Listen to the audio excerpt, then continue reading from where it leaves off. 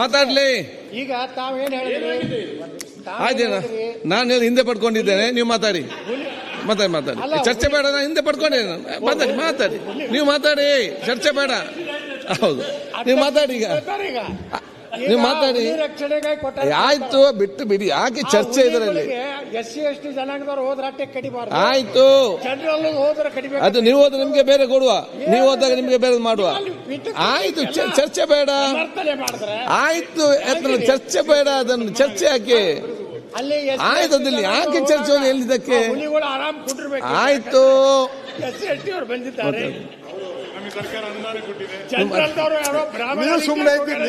ಅಲ್ಲಪ್ಪ, ನನಗೆ ಆಲೋಚನೆ ಹೇಳಿದೆ ನಾನು.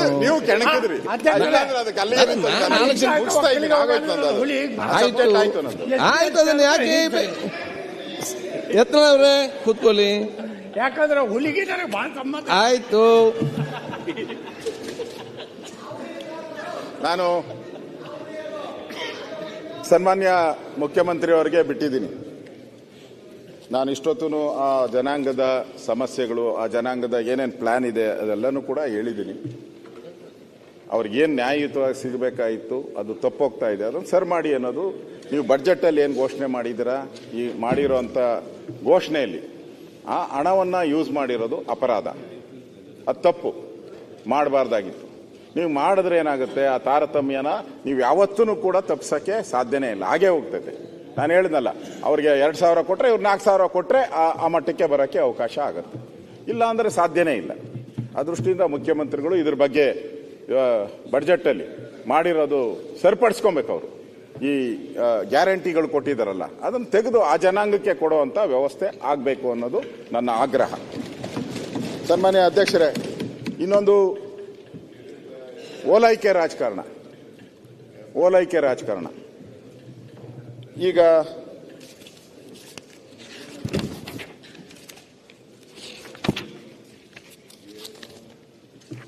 ಬಡ್ಜೆಟ್ ಮಾಡಿದಾಗ ಕೆಲವರು ಕಾಮೆಂಟ್ಗಳು ಮಾಡಿದ್ರು, ಏನೇನೋ ಬೇರೆ ನಾನೇನು ಹೇಳಿಲ್ಲ, ಹಂಗೆ ಹಲಾಲ್ ಬಡ್ಜೆಟ್ಟು ಏನೇನೋ ಬಡ್ಜೆಟ್ಗಳು ಅಂದರು. ಸೊ ತಾವು ಈ ಬಡ್ಜೆಟಲ್ಲಿ ಅದೇನು ಪ್ರೀತಿನೋ ಗೊತ್ತಿಲ್ಲ ಅಲ್ಪಸಂಖ್ಯಾತರ ಮೇಲೆ. ಒಕ್ಕಾಸ್ತಿಗೆ ದುರಸ್ತಿಗೆ 150 ಕೋಟಿ ಕೊಟ್ಟಿದ್ದೀರ. ಅಲ್ಪಸಂಖ್ಯಾತರ ಬಡಾವಣೆ ಅಭಿವೃದ್ಧಿಗೆ 1,000 ಕೋಟಿ ಕೊಟ್ಟಿದ್ದೀರ.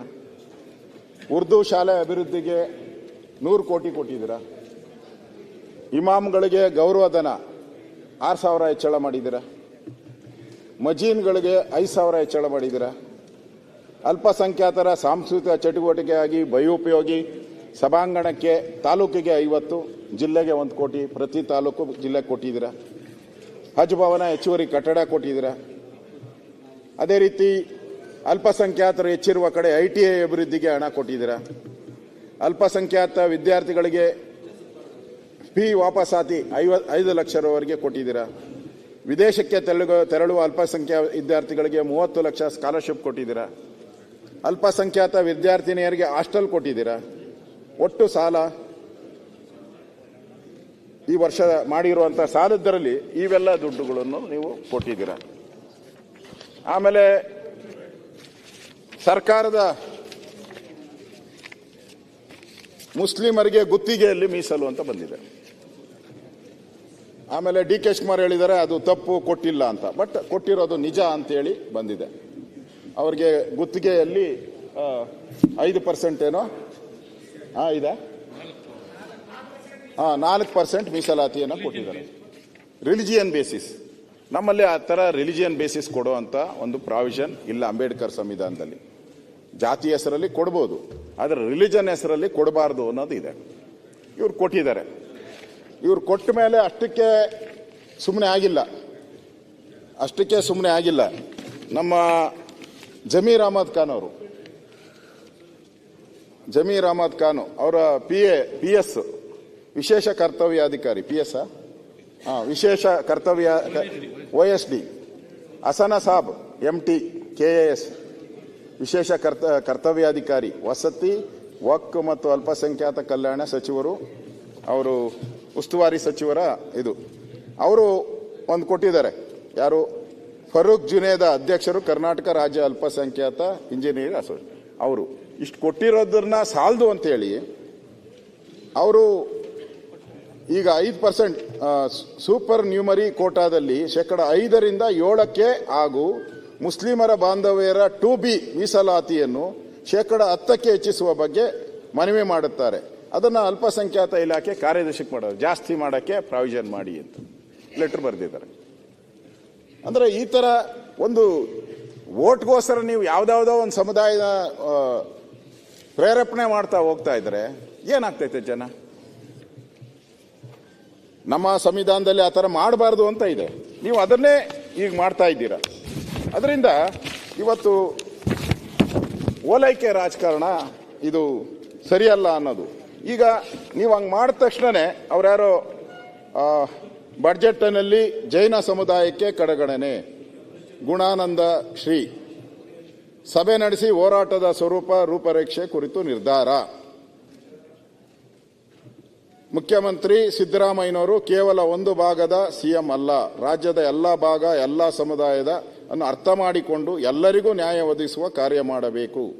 ಅನ್ಯಾಯದ ಬಗ್ಗೆ ಹಾಗೂ ನಮ್ಮ ಬೇಡಿಕೆಗಳು ಈಡೇರಿ ಆಗ್ರಹಿಸಿ ಶಾಂತಿಯುತ ಹೋರಾಟ ನಡೆಸುವ ನಿಟ್ಟಿನಲ್ಲಿ ಶೀಘ್ರವೇ ಜೈನ ಸಮುದಾಯ ಮುಖಂಡರು ಸಭೆ ನಡೆಸಿ ಹೋರಾಟದ ಸ್ವರೂಪ ತಿಳಿಸಿದ್ದಾರೆ.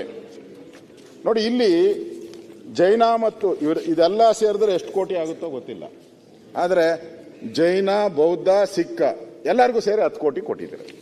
ಇವೆಲ್ಲರೂ ಸೇರಿ 10 ಕೋಟಿ ಅವರಿಗೆ ಭರಪೂರವಾದಂಥ ಒಂದು ಭರವಸೆಗಳು ಮತ್ತು ಅನುದಾನಗಳನ್ನು ನೀವು ಕೊಟ್ಟಿದ್ದೀರ.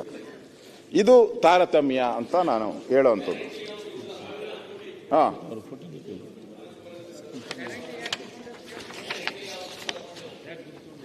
ಯಾವುದದು? ಇದರಿಂದ ಯಾವ ತಗೊಂಡಿಲ್ಲ, ಅವ್ರು ಸಿಕ್ಕೋದು ಕಡಿಮೆ ಅಲ್ಲ, ಅವ್ರು ಈಸಿ ಅಲ್ಲ ಏನೋ.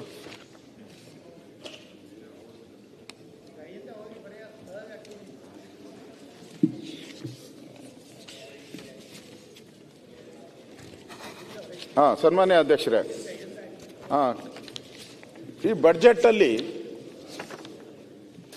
ಮಾನ್ಯ ಸಿದ್ದರಾಮಯ್ಯನವರು ನಾವು ಇದು ಪಾಪರ್ ಸರ್ಕಾರ, ಹಣ ಇಲ್ಲ, ಕೊರತೆ ಅಂತ ಪದೇ ಪದೇ ಹೇಳಿದಾಗ